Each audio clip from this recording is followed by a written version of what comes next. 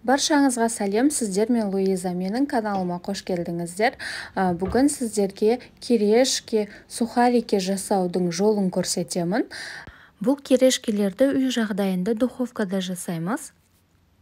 Жасалу жолы өте оңай және көп уақытты алмайды. Өте дәмді және қытырлақ болып шығады.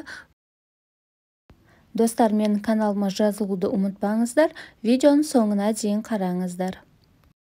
Мен сухарики жасағанда осындай үйдегі кепкен наннан және қалып қойған нандардан да жасаймын. Және бізге нанға арналған арнайы тістері бар пышақ қажет болады. Нандарымызды ұсақтап көбег етіп турап аламыз. Енді туралған нандарымызды листке салып аламыз. Листті майлау қажет емес, және пергамент қағаз салмасаңыздар да болады. Нандар күйіп кетпейді.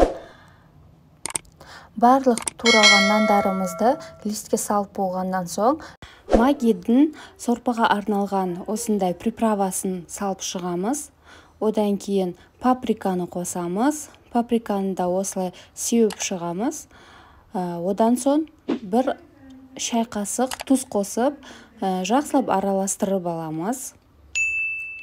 Енді 2 ас қасық майымызды нандардың үстіне осылай сеуіп шығамыз да, жақсылап араластырып, қызып тұрған пеште 5 минут пісіріп аламыз.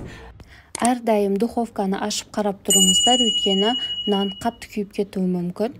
Міне осылай болып шықты менің сухарики керешкелерім. Сіздер де дайындап көріңіздер. Осындай қытырлақ, әдемі болып шықты. Бұл керешкелерді салаттардың бетін әсемдеуге де қолдансаңыздар болады. Және сорпаларға да қосып, салып жесеңіздер де болады. Видеоның соңына дейін көргендеріңізге рахмет.